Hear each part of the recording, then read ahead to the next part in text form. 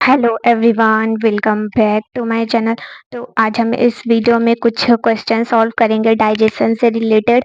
तो हमने अपनी सारी वीडियो में पढ़ा के रखा है, तो आप उस वीडियोस को देखेंगे तो आपको सारी टॉपिक्स की नॉलेज हो जाएंगी। अब हम इन क्वेश्चन को प्रैक्टिस करते हैं जो काफ़ी ज़्यादा बोर्ड्स में हेल्प करेंगे। पहले तो हम मल्टीपल चॉइस क्वेश्चन की तरफ देखते हैं।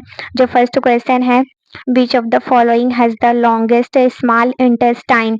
फर्स्ट कार्निवोर्स, सेकंड ओमनिवोर्स, जो थर्ड है हर्बीवोर और जो फोर्थ है ऑटोट्रॉफ्स। तो बेसिकली ये जो है, इनमें जो हर्बीवोर्स होते हैं उनके पास लॉन्गेस्ट स्मॉल इंटेस्टाइन पाया जाता है, क्योंकि जो हर्बीवोर्स होते हैं वो बेसिकली प्लांट को, यानी जो ग्रीन प्लांट होता है उन्हें खाते हैं। तो ग्रीन प्लांट में सेलुलोज पाया जाता है, जो बेसिकली जो इनका जो बॉडी होता है उसमें लार्ज इंटेस्टाइन स्मॉल वाली पाई जाती है, लॉन्गेस्ट पाई जाती है, इसलिए क्योंकि सेलुलोज को डाइजेशन करने में वो हेल्प करता है, उसका स्ट्रक्चर इसलिए ऐसा होता है। अब जो सेकंड क्वेश्चन है वो है, the process of obtaining food by amoeba is known as.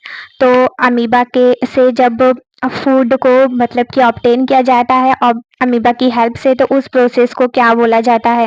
तो उस प्रोसेस को फैगोसाइटोसिस के नाम से जाना जाता है। अब जो थर्ड क्वेश्चन है वो है, the organism having parasitic mode of nutrition.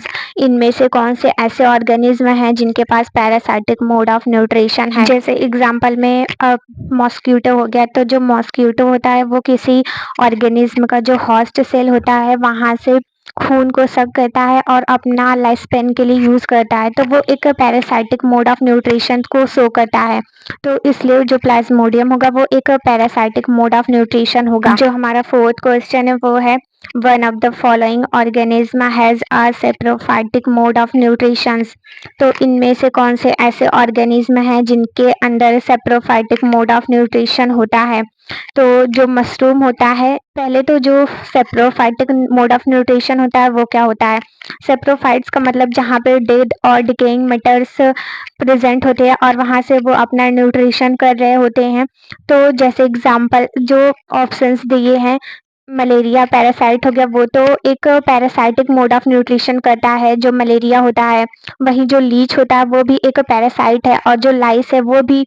But जो मशरूम है वो एक डेड और डिकेइंग मैटर से बेसिकली यूज करके अपना मोड ऑफ न्यूट्रिशन करता है, तो जो मशरूम होगा वो एक सेप्रोफाइटिक मोड ऑफ न्यूट्रिशन होगा। अब जो हमारा फिफ्थ क्वेश्चन है, the length of small intestine in a human adult is about.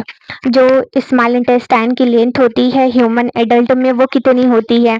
तो यहाँ पे ऑप्शन दिए गए हैं। तो जो ऑप्शन डी है 6.5 मीटर, ये उसकी रियल लेंथ होगी। जो एक ह्यूमन अडल्ट होता है उसमें जो स्मॉल इंटेस्टाइन होती है वो 6.5 मीटर की लेंथ में प्रेजेंट होती है।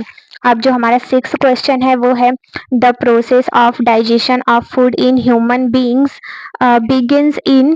तो बेसिकली जो प्रोसेस होता है डाइजेशन का ह्यूमन में, मतलब जब वो फूड का डाइजेशन हो रहा है ह्यूमन में, वो बेसिकली कहाँ से स्टार्ट हो रहा है? तो यहाँ पे ऑप्शंस दिया गया है। हमने जब डाइजेशन वाला चैप्टर पढ़ा था तो हमने ये जाना था कि जब जब इनटेक ऑफ फूड होता है तो उस टाइम पे जो माउथ होता है वहाँ पे डाइजेशन स्टार्ट हो जाता है, क्योंकि वहाँ पे जो सलाइवरी ग्लैंड होता है वो सलाइवा को सिक्रेट करता है, और तो जो फूड है वो छोटे छोटे पार्टिकल्स में टूटने लगते हैं चर्न करने के बाद जब हमारे मुंह में जाता है। अब जो हमारा नेक्स्ट क्वेश्चन है सेवेंथ वाला, वो है, the process of digestion in human is completed in. तो जो ह्यूमन बींग्स में डाइजेशन का प्रोसेस होता है वो कहाँ पे कंप्लीट हो रहा है?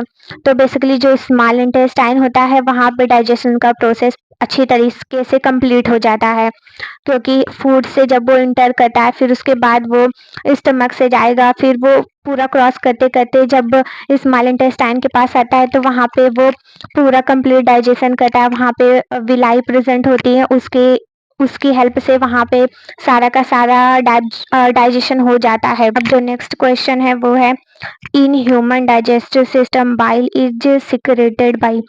तो जो बाइल होता है वो कहाँ से सिक्रेट होता है? तो जो बाइल होता है वो लीवर से सिक्रेट होता है। अब जो हमारा नेक्स्ट क्वेश्चन है, the autotrophic mode of nutrition require.